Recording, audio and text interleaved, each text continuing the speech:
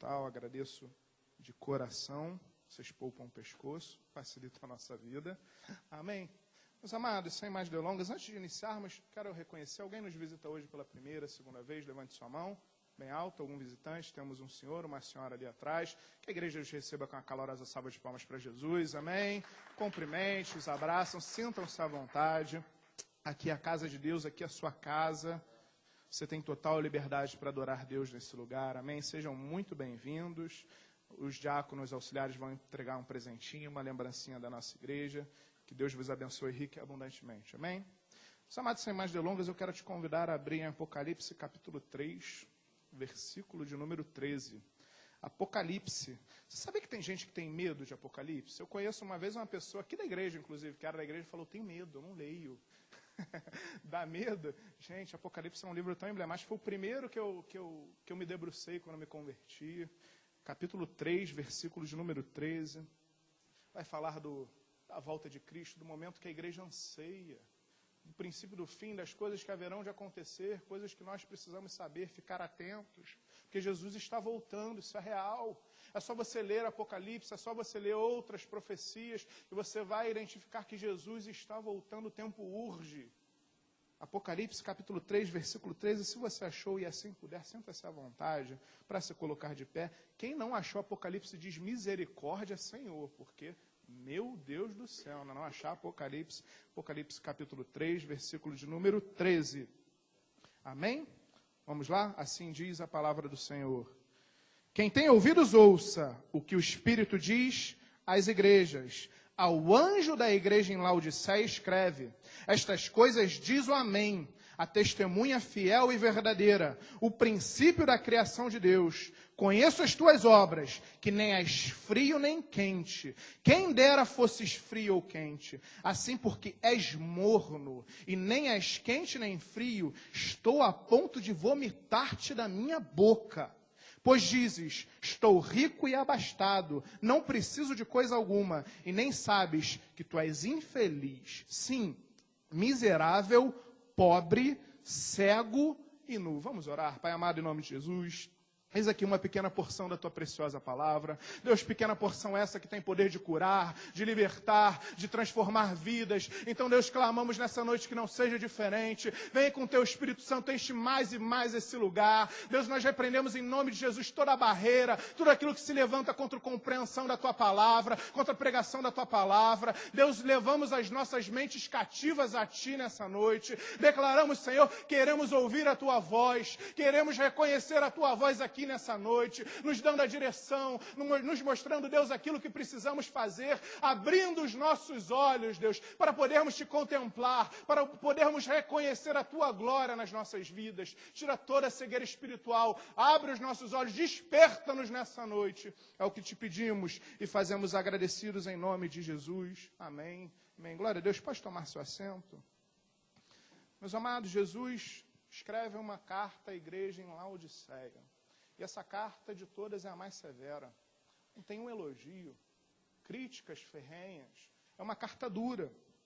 Para você entender, a cidade de Laodiceia foi fundada em 250 a.C. E essa cidade, ela era muito reconhecida pela sua riqueza. Ela era um lugar, ela era colocada num ponto extremamente estratégico em rotas comerciais. Ali era considerada a cidade dos milionários. Haviam bancários, transações comerciais muito proeminentes naquele local. Era um local muito próspero, de muita riqueza. Mas Cristo fala, em primeiro lugar, não é o foco da mensagem, mas vai ser um parênteses importante. Em primeiro lugar, Jesus fala assim, olha, porque não és frio nem morno, eu estou a ponto de vomitar-te da minha boca. Meus amados, isso é muito forte. Sempre que eu ouvi a expressão Jesus vomitar alguém da boca, meu Deus, como isso é possível? Por quê? E aí temos que entender, em primeiro lugar, ele fala o quê? Porque não és frio, nem morno. Meus amados, quando estamos frios, quando estamos fracos, Jesus ele estende a mão para nos socorrer. Quando estamos frios, como estamos fracos, nós naturalmente tendemos a buscar a Deus. E isso é uma verdade. E 2 Coríntios 12, 9 vai falar, a minha graça te basta, porque o poder se aperfeiçoa na fraqueza. Quando nós estamos frios, fracos, o poder de Deus se aperfeiçoa na nossa fraqueza. Meus amados, você pode até conhecer um ateu, mas deixa o avião começar a cair, que ele vai começar a clamar a Deus. Isso é uma história real. O pai do pastor Lutero contou que eles tiveram um problema, uma vez no culto, ele testemunhando na sede, que ele teve uma turbulência muito grande, teve uma queda de altitude. Quem já passou por queda de altitude? Eu já. É uma sensação horrorosa. Parece que o avião está caindo mesmo. E chegou a cair máscara, aí ele cutucou assim, o pastor Semblante falou, ora aí pelo teu Deus, ora aí. Ele falou, mas você não era teu? Quando a gente está fraco, quando a gente está desesperado, o poder de Deus se aperfeiçoa na nossa fraqueza. E Deus nos levanta, Deus cuida de nós. Deus está com laços de amor, apto, pronto, com prazer em nos socorrer, em mudar a nossa história. Quando estamos quentes, é óbvio, estamos firmes na presença de Deus, estamos fortes. Mas e o morno? Por que Deus faz alusão a essa igreja como morna? Meus amados, essa era uma igreja muito proeminente, muito rica, como foi falado. Transações comerciais. Aquela igreja, ela se orgulhava da sua riqueza. Imagina uma igreja onde a membresia toda é rico, milionária, ninguém passa por dificuldades, por problemas. Eles tinham orgulho do seu status social, da sua proeminência. E sabe o que acontece? Sabe quando a gente está assim, quando o ser humano chega a um status desse? Eu não tenho problema. Eu estou rico, eu não preciso de nada. Deus fica de lado. Quando o ser humano começa a nascer no coração do ser humano o sentimento de autossuficiência, porque foi pela força do meu trabalho, não, eu sou rico, não. Porque quando a pessoa está fraca, quando a pessoa não tem, Deus abençoa com um alimento, com uma cesta básica, ela vê Deus. Ela diz, Senhor, Tu foi misericordioso com a minha vida. Obrigado. Quando a gente está no deserto, Deus estende a mão, dá uma cura milagrosa, faz algo, a gente reconhece a Deus. Mas quando está tudo bem, eu não preciso de nada. Eu sou rico, eu sou importante. Eu tenho aqui era considerada a cidade dos milionários. Eu não preciso de Deus. Deus é um detalhe na minha vida. Deus passa a ser um detalhe. Deus passa a ser um ser todo-poderoso, um criador. Mas naturalmente nos esquecemos, nos esfriamos. Porque eu sou morno, eu até sei, eu até reconheço que há um Deus ali, havia uma igreja. Mas a autossuficiência daqueles homens, daquelas mulheres, era uma barreira para que Deus agisse naquela igreja, naquelas vidas. A autossuficiência, ela é uma barreira para Deus agir nas nossas vidas. Meus amados, somos e temos que ser 100% dependentes de Deus. É Ele que é o Senhor da nossa vida, é Ele que rege a nossa vida. Meu amado, todas as suas conquistas, as suas vitórias, têm o dedo de Deus. E muitas vezes a gente fala, meu Deus, como eu consegui isso? Quantas vezes eu lembro no escritório, início da minha caminhada como advogado, eu lembro que em 3 meses no escritório eu consegui uma vitória assim, sobremodo milagrosa, um processo que coordenadores, advogados mais experientes disseram que estava perdido, e eu insisti, entrei com recurso, o processo foi para Brasília, e houve a vitória. E ali eu falei assim, nossa, meu Deus, que bênção, o Senhor fez um milagre. Mas chegou um dado momento na minha vida, e eu reconheço isso, que as coisas aconteciam com tanta naturalidade, meu desenvolvimento foi acontecendo, eu cheguei a coordenadora, a minha carreira deu uma deslanchada, e as coisas ficam naturais. A cada vitória num novo recurso, numa causa que era considerada difícil, eu já não glorificava mais a Deus, porque é tão natural que a gente acha que é o quê? Mérito próprio. Não, poxa, cara, mais uma vitória. Legal. Poxa, cada dia eu estou melhor. Não estou cada dia melhor. Posso até estar, se Deus permitiu, se Deus me capacita. A autossuficiência é uma barreira para o homem. E quando Deus encontra pessoas autossuficientes, Ele olha e fala assim, cara, não me reconhecem. Sabem que eu existo, estão numa igreja, num local de culto, de adoração, mas há uma barreira ali para o meu agir, porque eles acham que não precisam de nada. Sabe o que é interessante? Muitas igrejas, nas cartas que são direcionadas a ela, eles enfrentavam problemas com falsos mestres, com judeus, perseguição dos romanos. Essa igreja não tinha nada. Satanás já sabia que a autossuficiência daquele povo já era a sua pedra de tropeço. Não precisava de mais nada. Meus amados, temos que ser dependentes de Deus. Porque se formos mornos, Deus vomita da boca. Porque se não tivermos a dependência nele, Deus olha e fala, ele não precisa de mim. Deus, uma vez eu ouvi a expressão, Deus é um gentleman, um cavalheiro. Jesus, ele não invade, ele não arromba. Como o Apocalipse próprio vai falar, ele está à porta. Se você abrir, ele entra. Ele não força nada. Então, se você achar que a sua autossuficiência basta, Deus vai olhar e vai falar, tá bom, eu posso te vomitar da minha boca porque eu não represento nada para você. A mornidão é um risco muito grande na vida do crente. É preferível ser frio, porque quando somos fracos, estamos fortes. Mas a mornidão não. A mornidão não. E aquela igreja sofria disso. Mas não é sobre isso que eu quero falar. Olha o que continua. Olha, pule para o versículo 14. Assim porque és morno, e nem és quente nem frio, estou a ponto de vomitar-te da minha boca.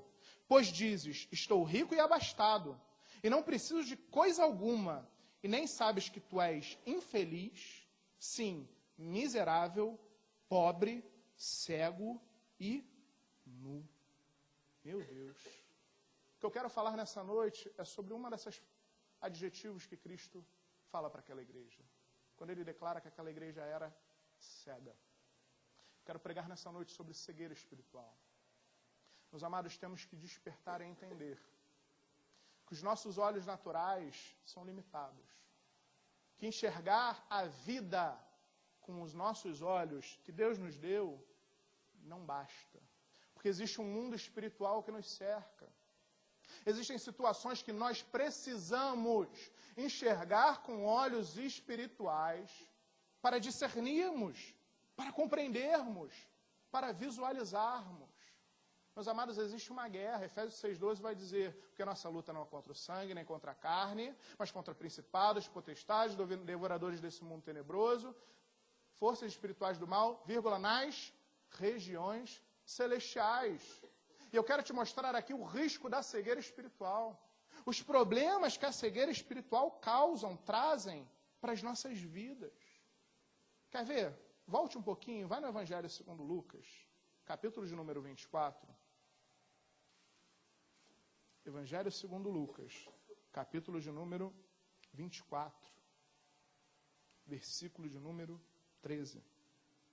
Você identificou que ali havia uma igreja, em que Cristo diz que eles eram, dentre muitos adjetivos negativos, cegos. Olha o que vai acontecer aqui. Lucas, capítulo 24, versículo de número 13, passagem vastamente conhecida pela igreja. Meus amados, Jesus havia aqui já morrido. Jesus fora crucificado, condenado, morto, mas ele ressuscitou. Mas a condenação, a morte de Cristo havia trazido um certo impacto a toda a sociedade, inclusive aos discípulos. Meus amados, quantos, como Tomé, não, eu preciso ver, eu preciso tocar, não, eu preciso... Meus amados, a fé ainda era abalada. Veja Pedro, quando diz, não, mestre, não precisa passar por todas essas coisas. Cristo já havia anunciado que haveria de passar, e os discípulos que estavam com ele, não precisa, como não precisa? A profecia já dizia que precisava. Certas circunstâncias na nossa vida nos atrapalham, bloqueiam a nossa visão. Olha o que vai acontecer, versículo 13. Naquele mesmo dia, 2 deles estavam de caminho para uma aldeia chamada Emaús, distante de Jerusalém 60 estádios, ou seja, cerca de 12 quilômetros. Iam conversando a respeito de todas as coisas sucedidas. Que coisas? Morte de Cristo, tudo aquilo que aconteceu. Aconteceu que quando conversavam e discutiam, o próprio Jesus se aproximou e ia com eles.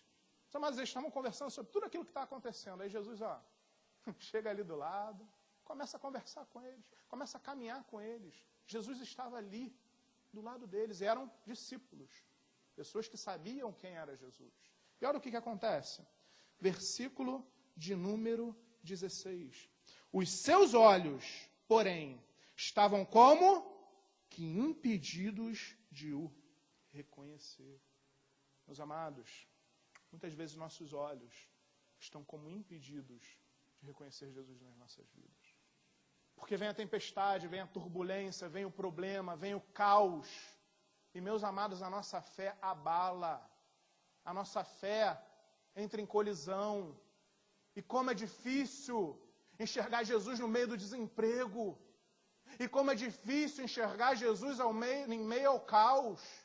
Como é difícil enxergar Jesus em meio à enfermidade, como tivemos o testemunho da pastora Sandra de manhã, uma mulher que enfrentou e venceu o câncer. Ela enxergou Jesus na enfermidade, conforme o seu testemunho, mas muitas pessoas não enxergam. Muitas vezes parece que há um bloqueio na nossa vida, nos nossos olhos, e a gente para de enxergar Jesus. Jesus está do nosso lado, conversando com a gente, como estava com aqueles discípulos, que os nossos olhos não enxergam. Onde você não tem visto Jesus na tua vida? Onde você pergunta, Senhor, cadê você? Senhor, por que você me abandonou? Senhor, não é possível, eu tenho sido fiel a Ti. Eu vou à Tua casa, eu leio a Tua palavra, por que eu estou passando por isso? Quantas vezes não reconhecemos Jesus no nosso caminhar? Mas, meu amado, tenha certeza nessa noite, naquilo que você não tem reconhecido Jesus, naquilo que você questionou no seu mais íntimo, no seu quarto, chorando, dizendo, Senhor, onde Tu estavas? Jesus estava ao seu lado. E Ele não deixou de estar ao seu lado por um segundo da sua vida. Mas tem horas que não enxergamos. Mas tem hora que parece que, de fato, nossos olhos não conseguem contemplar. E aqueles discípulos vão ter ali uma conversa, uma comunhão. Olha só Jesus, versículo 17. Então lhes perguntou Jesus, que é isto que vos preocupa? E de que ides tratando à medida que caminhais? E eles pararam entristecidos. Meus amados, Jesus quer ouvir. Jesus está vendo que ele não reconhece, mas Jesus está preocupado em fazê-los desabafar. Jesus quer ter relacionamento, comunhão, intimidade, mesmo quando a fé deles estava fragilizada. Mesmo quando ele olhava para Cristo e não o enxergava, Jesus estava preocupado em ter um relacionamento com eles, em se apresentar para eles. Jesus te trouxe aqui nessa noite para dizer, eu não te deixo nem por um segundo. Meus amados, no mundo passaremos por aflições, mas temos que ter bom ânimo, porque Cristo venceu o mundo. Nós não podemos deixar a turbulência, o momento, a tempestade, bloquear a nossa visão e enxergarmos a Cristo nas nossas vidas. Ele é o mesmo ontem, hoje e eternamente. Mas, meus amados, é difícil. É difícil. E aqueles discípulos, eles vão conversar, eles começam a ter uma conversa com Cristo, eles não percebem que é Jesus, lê em casa. Só depois, quando eles param, se recolhem, no partir do pão, naquele momento de intimidade, quando eles partiram o pão, eles perceberam que se tratava de Jesus.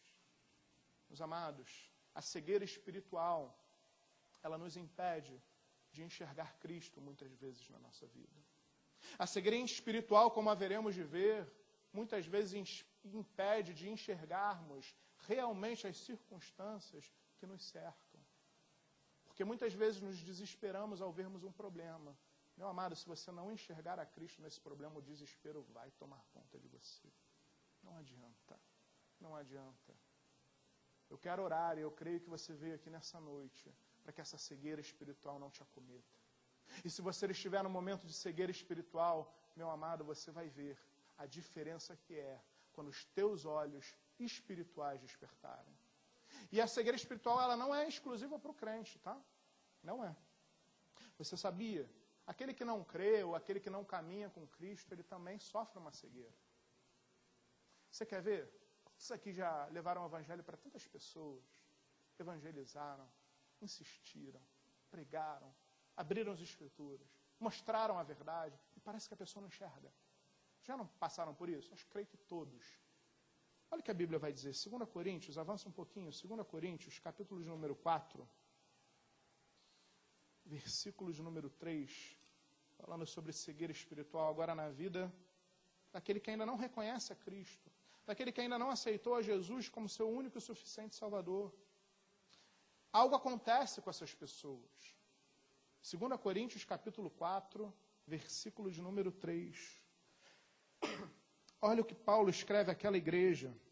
Mas, se o nosso evangelho ainda está encoberto, é para os que se perdem que está encoberto, ou seja, para aquele que ainda não aceitou Jesus, nos quais o Deus desse século cegou o entendimento dos incrédulos, para que lhes não resplandeça à luz do evangelho da glória de Cristo, o qual é a imagem de Deus. Olha aqui. Você percebeu que aqui há uma cegueira? Que Paulo declara que o Deus desse século, ou seja, Satanás, cegou o entendimento do incrédulo. Para quê? Para que não lhe resplandeça a luz da glória de Deus. Meu amado, você tem que entender que existe uma cegueira espiritual àqueles que não aceitaram ainda Cristo como seu Senhor. Ela acontece com o crente, mas ela principalmente acontece com aquele que ainda não conhece a Cristo. Porque Satanás exerce uma cegueira espiritual. Quantas vezes você fala, meu Deus, como é que pode? Eu mostrei a palavra aqui, ele foi no culto, ele disse, parece que nada aconteceu. Não é possível. Não é possível. Se a pessoa não entende que Cristo é verdade, que Jesus é o Filho de Deus, que Ele se entregou naquela cruz para me dar vida, vida em abundância, para me reconciliar com o Pai, que Ele morreu pelos meus pecados, que o meu Deus é tão maravilhoso que assumiu a forma de servo, se entregou naquela cruz por nós, por amor a nós. Como pode a pessoa não discernir, não compreender essa verdade absoluta? Porque Satanás está exercendo uma cegueira espiritual. E nós precisamos entender que existe uma batalha espiritual. Que existe um mundo espiritual que influencia nas nossas vidas físicas. Talvez essa pessoa ainda não tenha enxergado, porque você simplesmente, somente, fala de Cristo para ela. Talvez só falar de Cristo pela graça de Deus, aquela pessoa pode ser alcançada, amém? Deus é soberano, Deus é poderoso, a palavra não volta vazia. Mas temos que entender que existe uma batalha, existe um confronto, existe uma influência do mundo espiritual. Então evangelizar, levar a palavra, buscar que uma vida se converta a Jesus, é muito mais do que simplesmente entregar um versículo, um panfleto na rua. É guerra, é batalha espiritual. E muitas vezes você fala da palavra, mas não ora com constância por aquela pessoa. Mas você não pede, Senhor, toca no meu filho, tira toda a amarra do inferno dele, desperta os olhos espirituais dele, Senhor, que ele possa ver a tua glória, Senhor, que ele possa ver a tua face, Senhor, que ele tenha um encontro contigo. Muitas vezes não usamos das armas que nós temos. As armas espirituais são extremamente importantes. E no momento que entendemos que evangelizar, levar a palavra, buscar a conversão de alguém à guerra, é batalha espiritual, temos que tomar posição e militarmos no mundo espiritual. Você tem que jejuar, se fortalecer em Deus. Você tem que clamar, você tem que orar sem cessar. Meu amado, não basta levar. Como eu disse, Deus pode até alcançar pela sua misericórdia. Mas no momento que você entender que há uma batalha, que há uma cegueira espiritual naqueles olhos, que não enxergam, você vai começar a clamar para que Deus tire essa cegueira dessa pessoa. Você vai começar a clamar para que no mundo espiritual Deus se mova ao favor dela, ao nosso favor, para que essa cegueira cesse e a luz da glória de Cristo resplandeça sobre aquela vida. Entenda, saia da sua zona de conforto. Meus amados, eu falo muito aqui na igreja quando alguém vai evangelizar, olha, é muito mais do que entregar um panfleto. É um momento de batalha espiritual. Ore a Deus, clame a Deus para te revestir da tua armadura, clame a Deus para cessar a influência de Satanás sobre aquela vida, para que Deus desperte os olhos daquela pessoa, para que aquela palavra realmente encontre um solo bom, fértil, para entrar, porque se a palavra não cai num solo fértil, ela não prospera, ela não se desenvolve. Meus amados, quebrando essa cegueira, clamando por a quebra dessa cegueira no mundo espiritual, você vai ver a diferença que vai ser na sua vida. E aí você vai entender, porque eu creio que muitos aqui já desistiram de orar por alguém. Deus está te trazendo à memória, por quem você já desistiu de orar? Por quem você já falou, cara, esse não tem mais jeito. Não tem mais jeito, já fiz de tudo. Já falei, insisti, tentei levar para a igreja, não quer levar para a igreja, tentei fazer isso, falei aquilo. E a pessoa não quer, e você fala assim, eu vou para o próximo. Esse não deu. Quando você entender que é uma guerra, é uma batalha que vai requerer de você agir como um homem de Deus, como um servo do general de batalhas, como aquele que vai se colocar na brecha por aquela vida e orar para que aquela cegueira caia, para que Deus transforme aquela vida. Meu amado, você não vai desistir. Porque você não vai aceitar perder para o inimigo. Porque você sabe que ele foi envergonhado naquela cruz. Poder e autoridade está na tua mão. No nome de Jesus. Ele te deu poder para pisar na cabeça de serpentes e escorpiões. Você tem essa autoridade, mas você precisa exercê-la no mundo espiritual. Não desistindo. Será que você já não desistiu do seu filho, do seu marido, do seu tio, do seu avô? Dizer assim, olha, ele não tem mais jeito. Eu dei um testemunho aqui de púlpito há alguns meses, 2, 3 meses, quando meu avô foi internado com AVC e ele estava já com a saúde bem debilitada. Eu fui praticamente para me despedir dele no hospital. E olha, para minha vergonha, mas para a honra de Deus, eu falei isso de púlpito. Eu nem lembrei de insistir, de falar a palavra. Mas Deus usou um amigo meu da igreja, de outra igreja, que me ligou, falou sobre o seu avô, está tudo bem? Eu falei, está muito mal, meu irmão.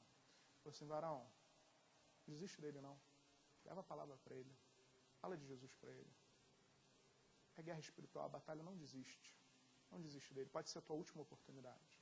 Eu testemunhei aqui que eu fiquei um tempo com ele sozinho, no CTI, e conversando com ele, católico, ferrenho. E conversando comigo, falando, não, mas eu rezo para o santo tal. Aí, num momento de discernimento, olha só como a cegueira cessa. Eu falei assim, mas eu sei que Jesus está acima dele. Eu falei assim, mas se você reconhece isso, por que você não pede para ele direto? Ele, não posso. Comecei a falar a palavra, pode. Jesus é o caminho, a verdade e a vida. Quando ele se entregou naquela cruz, o véu se rasgou, você hoje tem acesso ao Pai, por meio dele, começa a pedir para ele, se você reconhece que ele está acima, pede para ele. Não pede para baixo não, vai logo para cima. Você tem esse direito. Começa a orar para ele, você vai ver que vai mudar a sua vida. Ele com uma dificuldade de fala, muito fragilizado no hospital. Ele falou, você tem razão. Eu vou pedir para ele. Eu quero ele. E aí eu falei assim, então vamos fazer uma oração. Naquele momento, no leito do hospital, ele entregou sua vida para Jesus. Eu achava que era impossível, mas é batalha espiritual. E Deus levantou um homem para me lembrar que eu não podia desistir do meu avô. E aí eu vejo, creio no Senhor Jesus e tu e tua casa serão salvos, porque Deus move o sobrenatural. Deus levantou uma pessoa e olha, o mais impressionante, contrário ao senso daquilo que a medicina falava, ele teve alta do hospital, se recuperou. Como eu não postei no grupo da igreja, postei no grupo de intercessão, ele está novamente internado, agora com uma infecção. Ele tem 90 anos, tumor na próstata, já tem uma debilidade muito grande. Mas, meus amados, a certeza de que ele tem a vida eterna é a minha maior alegria. Então, eu sei que hoje ele está no hospital nesse momento internado, mas eu perduro glorificando a Deus pelo que ele fez naquela outra internação dele. Porque eu sei, se aprover ao Senhor que ele parta agora, esse ano, nessa semana, ou quando Deus o chamar, ele vai descansar nos braços do Senhor. Porque Deus não desistiu dele, Deus não desistiu do teu filho, Deus não desistiu do teu marido, Deus não desistiu de ninguém, ele não desiste de ninguém. Mas se posicione, peleje, batalhe no mundo espiritual com as armas que a Bíblia nos dá, que Deus nos dá. Temos tanta facilidade de desistir porque as coisas não acontecem da maneira que nós queremos ou da maneira que nós vislumbramos. Mas quando entendemos que guerra, meus amados, guerra é persistência. Só vence quem insiste. Só vence quem persiste, quem tem coragem de não desistir. Mas quando a gente desiste, a gente já perde a guerra. Mas se Cristo não desistiu, nós não haveremos de desistir em nome de Jesus. Amém? Prossiga. Milite por essa pessoa, por essas pessoas. Clame nessa noite para que Deus derrube as barreiras, a cegueira espiritual sobre a tua família, sobre a tua casa, sobre quem você ama, sobre as pessoas do bairro de Vila Isabel, para nós fazermos a diferença nesse lugar. Comece a se colocar numa posição de batalha e você vai ver a diferença que isso vai fazer na sua vida. Eu vou te provar, você quer ver como é diferente? Você quer ver como os olhos espirituais despertos tem uma diferença enorme? Vamos lá, volte lá em 2 Reis. 2 Reis, capítulo de número 6. Volte um pouquinho para o iniciozinho da sua Bíblia, 2º livro de Reis, capítulo de número 6, versículo de número 8. Meus amados, trata-se de um momento, de uma guerra, que a Síria se levanta contra Israel. E olha o que vai acontecer, capítulo 6 de 2 Reis, versículo 8. Amém? Olha o que diz a palavra. O rei da Síria fez guerra a Israel. E em conselho com seus oficiais disse, em tal e tal lugar estará o meu acampamento. Para aqui. Meus amados, a Síria se levanta contra Israel.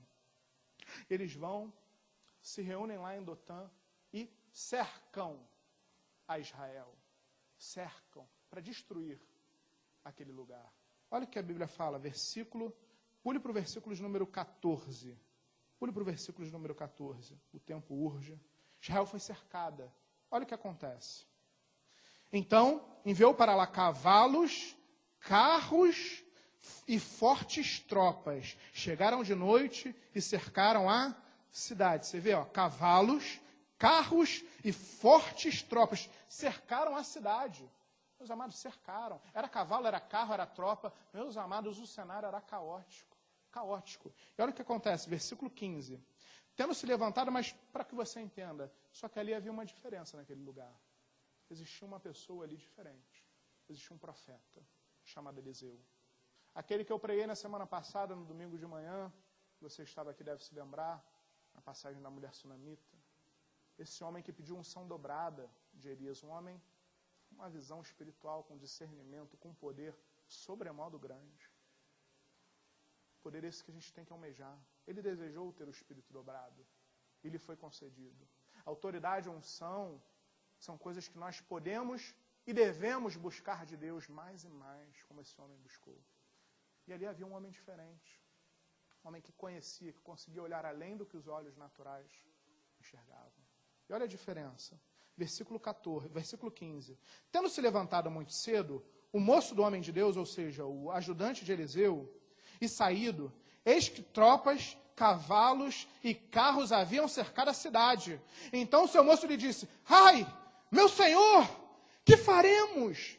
Meus amados, o cenário era caótico. Imagina, aquele homem acorda cedo, deve ter dado aquela espreguiçada, vou dar ali uma caminhada, vou levantar, ele provavelmente não é como eu, que ainda fico na cama por 1 hora. Ele foi fazer suas coisas, andou, caminhou. Quando ele vê, a cidade estava cercada. Mas não era cercado só por homens, era homem, era cavalo, era carro, era uma tropa muito grande, eram tropas, no plural, fortes. Meu Deus! Meus amados, o cenário era desesperador. Aos olhos humanos ele falou, acabou, vamos ser massacrados. Já era. Dessa eu não passo. Dessa a gente não sobrevive. Não tem como. Perdemos. E ele grita, o que faremos? Meu Senhor! Ele fica desesperado. E, meus amados, às vezes as circunstâncias da vida nos desesperam. Às vezes os problemas que enfrentamos causam medo, desespero, total desespero. Quando a gente tira os olhos de Deus e coloca nas circunstâncias, meu amado, é problema. A gente perde completamente a nossa fé fica totalmente abalada. Se você focar no problema e não enxergar a Deus, tenha certeza que o desespero vai te consumir. E quando a gente dá margem, abertura ao desespero, olha, a chance de ter problema é muito grande. E você vê a diferença. O seu servo, aquele homem, vai, entra em pânico. Agora, olha o que Eliseu vai fazer.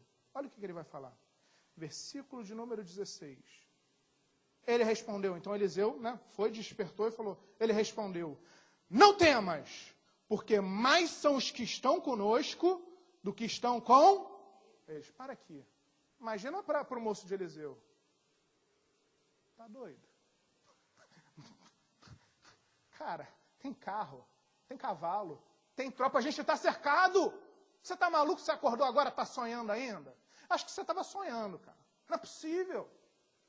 Olha, não tem como vencer. E quantas vezes falam isso na nossa vida? Você não tem como enfrentar isso. Você não tem como passar por isso. Isso é grande demais. Isso é difícil demais. Ele olha para aquilo, é impossível. Você não está enxergando. Ele diz, é muito mais os que estão conosco. Eu fico imaginando o moço de Eliseu dizendo, cara, você está maluco. Está muito doido. Acho que Você está sonhando ainda. Não é possível. Cara, joga uma água no olho. Vai, acorda direito. Vê o que está acontecendo. Dá uma volta pela cidade. Vê como a gente está cercado. A gente vai morrer. Acabou. A gente não tem mais esperança. Não tem jeito. Mas Eliseu estava tranquilo, calmo, sereno, falando, tem muito mais com a gente. Olha o que ele vai fazer. Versículo de número 17. Orou Eliseu e disse, Senhor, peço-te que lhe abra os olhos, para que veja, olha o que Eliseu fala. Meu amigo, você está olhando com os olhos naturais. Você está errado. Você está usando esse olho só para enxergar a circunstância. Mas não é só isso. Você está cego. Você não está enxergando com olhos espirituais. Espera aí. Senhor, desperta os olhos dele para que ele enxergue. E olha o que vai acontecer. O Senhor abriu os olhos do moço e ele viu que o monte estava cheio de cavalos e carros de fogo em redor de Eliseu. Eles não estavam sozinhos. Israel estava cercada, sitiada. Tinham carros, cavalos, tropas. Mas no mundo espiritual, Deus já estava cercando aquela cidade.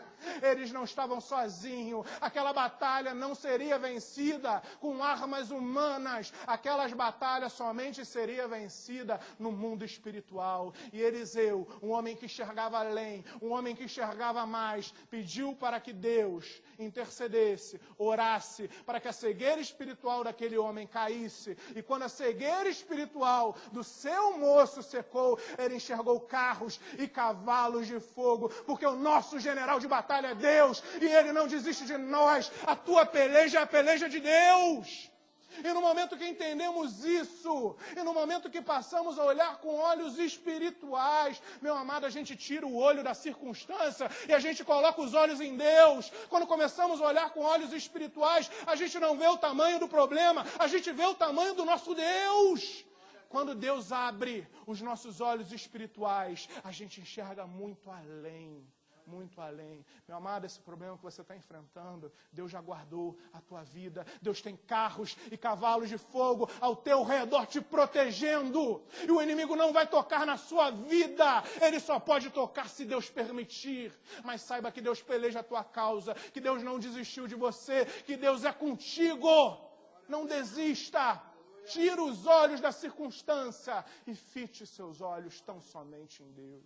Eu quero te convidar a se colocar de pé, eu quero chamar a equipe de louvor. Meus amados, nesse momento vamos louvar, vamos adorar a Deus. Eu quero te convidar a você clamar nessa noite. Senhor, tira a minha cegueira. Entenda que a cegueira espiritual ela não atinge tão somente o que não crê. Tão somente aquele que não está debaixo da graça de Deus. Debaixo da graça todos estamos debaixo do nome de Jesus, reconhecendo a Cristo na sua vida. A cegueira atinge a nós.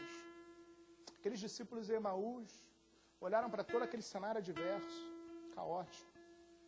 O mestre morreu. Está tudo bem, mas as escrituras dizem, as profecias dizem que ele morreria, que ele ressuscitaria no terceiro dia. Mas eles, vão a 12 quilômetros de Jerusalém. Eles vão lá para Esaús, que a palavra grega vai dizer águas quentes, águas térmicas. Eles vão para um lugar para se refugiar, um lugar tranquilo. Jerusalém era um caos. Jerusalém era o pior lugar para um discípulo de Cristo estar. Mas Jesus aparece para aqueles discípulos não o reconhecem. E logo depois, em seguida, ele vai aparecer aos discípulos, aos 12. E aí Jesus vai virar para eles e vai falar, olha, permanecei em Jerusalém, até que do alto sejais revestidos de poder. Aleluia. Meu amado, muitas vezes o desespero vem, muitas vezes a guerra vem, a batalha vem, e a gente quer fugir, e a gente quer sair, a gente quer se isolar, a gente quer fugir 12 quilômetros de distância da onde está o caos.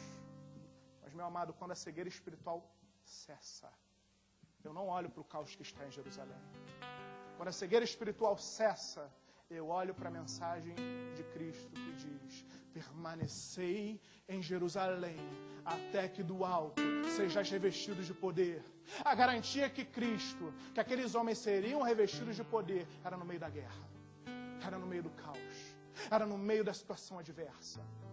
Meu amado, muitas vezes Deus permite a guerra, as batalhas, para que nós não sejamos como a igreja em Laodiceia, autossuficientes, crendo que nossa vida está um marasmo, crendo que Deus é uma figura onipotente que está lá, que olha por nós, mas a nossa vida aqui na terra cuido eu, toco eu, está tranquilo, minha vida tudo eu faço, tudo eu posso. Não, meu amado. Às vezes Deus manda o povo do deserto para falar com ele no deserto, é para tratar, é para curar, é para tirar tudo aquilo que não agrada, tudo aquilo que não vem dele, porque Deus quer ter uma intimidade plena conosco, plena, mas para isso precisamos abrir os nossos olhos espirituais. Eu quero clamar nessa noite. Clame, peça, comece você a profetizar sobre a sua vida. Você pode profetizar sobre a sua vida. E comece a profetizar: Senhor, tira a escama dos meus olhos. Senhor, cessa essa cegueira espiritual na minha vida. Eu quero ser como Eliseu, que no meio da guerra, que no meio da turbulência, eu vou enxergar o teu agir, eu vou enxergar a tua presença, eu vou enxergar os carros de fogo, os cavalos que o Senhor enviou para pelejar a minha causa, porque eu sei em quem eu tenho crido, e no tempo oportuno há de se levantar em meu favor. Deus está aqui, Deus quer tocar nos teus olhos nessa noite. E enquanto haveremos de louvar, eu quero te convidar a vir aqui à frente, eu quero orar pela sua vida.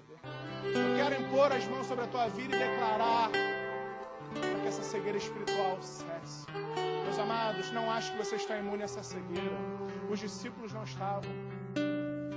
Eu não estou, o pastor não está, ninguém está. Porque essa cegueira muitas vezes é provocada pelas dificuldades, pelas dores, pelas mazelas, por um agir espiritual que não reconhecemos. Mas Deus quer fazer com que você enxergue. Porque, meu amado, muitas vezes, uma vez eu ouvi isso e eu passei a tomar isso como uma verdade para a minha vida. Sempre que eu enfrentava uma dificuldade, uma guerra, um problema, eu falava assim: Senhor, por quê? Meu Deus, eu não aguento mais, eu sou teu servo, eu sou fiel porque eu passo por isso. Que é um dia que eu aprendi que a melhor oração para se fazer no momento de guerra, no momento de dificuldade, no momento de dor, é: Senhor, eu sei que todas as coisas cooperam para o bem daqueles que amam. O que queres comigo nessa situação? O que o Senhor quer o Senhor quer falar comigo? O que o Senhor quer me forjar? Ou o que eu estou passando por isso para o Senhor usar a minha vida, como foi testemunhado de manhã, que a pastora Sandra teve um tumor, e o médico que a tratava reconheceu a Cristo, entregou sua vida, ligou para ela chorando: vem aqui, no meu consultório. Ela foi, e ele chegou e falou assim para ela: eu entreguei minha vida a Cristo. Por meio da doença daquela mulher, vidas se entregaram a Cristo. O testemunho dela está sendo usado por anos, como ela disse, 23 anos. E vidas são alcançadas por aquilo que Deus fez na vida dela. Entenda, meu amado, Deus tem um propósito para tudo. Não questione. Só peça: Senhor, abre os meus olhos. Eu quero enxergar com olhos espirituais o que está acontecendo ao meu redor. Deus, essa batalha, essa armação do inimigo, eu quero enxergar, porque eu sei que ele vai cair por terra, porque tu peleja a minha causa. Mas Deus, é algo que vem de ti, para forjar o meu caráter ou para usar a minha vida. Deus, me faz entender. Eis-me aqui, me usa. Toma a minha vida, e que eu possa dar o meu melhor para ti nesse momento. Quando a nossa oração passa a ser essa, no lugar da murmuração, essa compreensão, a visão espiritual, meu amado, a nossa vida é outra. Vamos clamar. Comece a pedir a Deus nesse momento.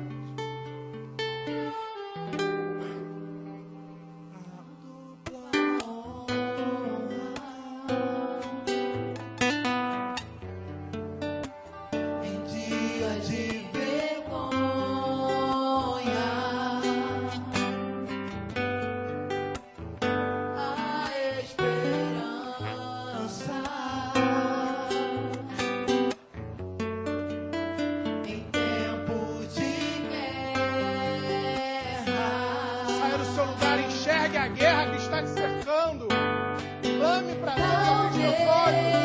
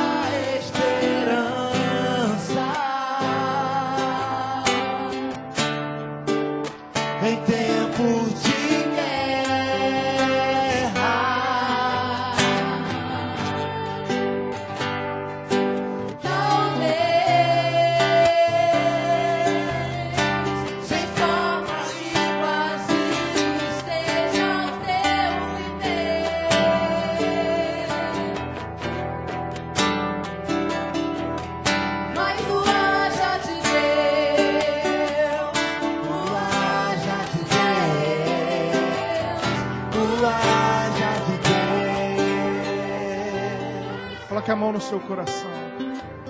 Amado, em nome de Jesus, queremos nessa noite, Deus, clamar como Eliseu clamou pelo seu moço, clamar sobre as nossas vidas. Tira toda a cegueira espiritual. Deus, nós queremos enxergar além.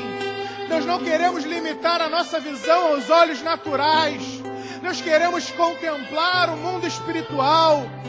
Contemplar, Deus, os carros de fogo, os cavalos que o Senhor enviou para pelejar a nossa causa. Nós não queremos mais fitar nossos olhos nas circunstâncias. Queremos tão somente olhar para Ti, para o que o Senhor tem para nós. Deus, que nossos olhos naturais não nos tirem, Deus, do prumo, do foco, da certeza de que Tu és Deus sobre as nossas vidas.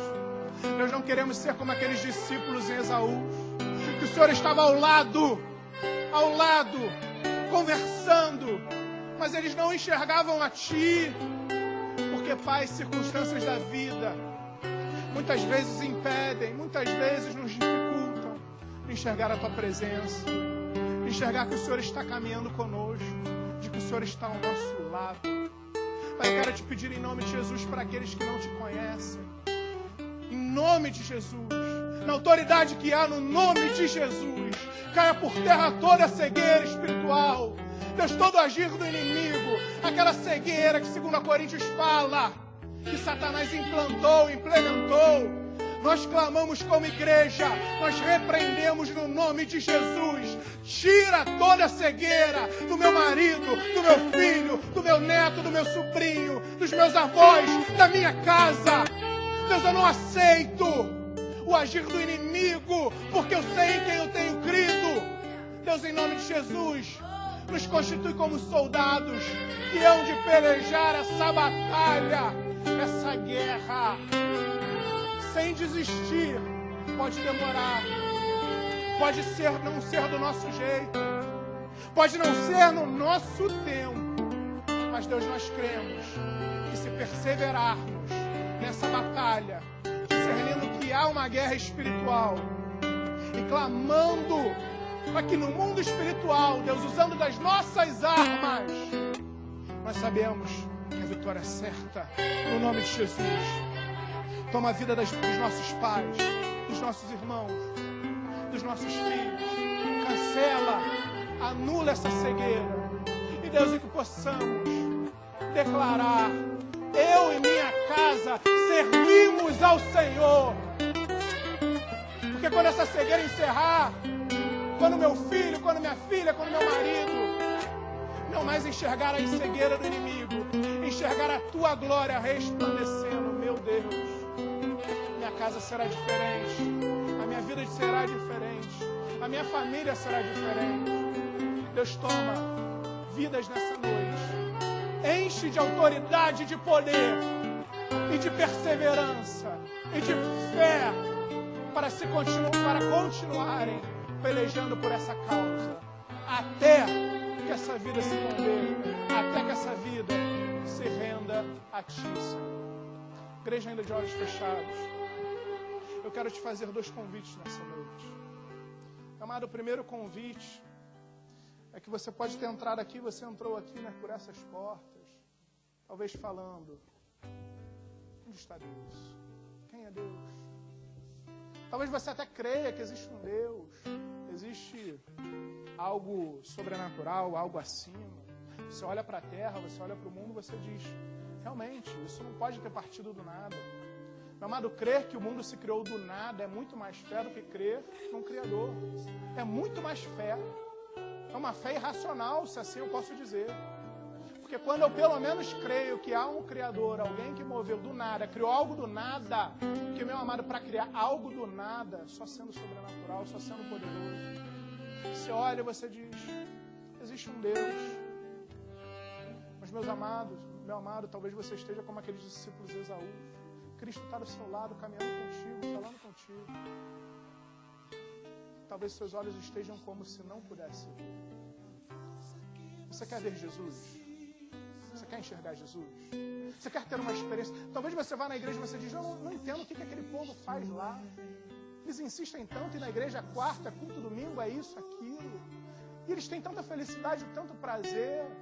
É uma coisa meio até irracional aos meus olhos. Como pode? Talvez você tenha questionado tanto isso no teu coração. Mas para que você possa enxergar isso que a gente enxerga, você precisa tomar uma decisão na sua vida. Essa cegueira espiritual, ela vai cessar. Ela vai cair por terra no momento que você fizer uma singela oração de dizer: Senhor, te reconheço na minha vida como meu Salvador. Toma minha vida. Meu amado, você vai passar esse tempo no Espírito Santo, Deus vai fazer morada em ti.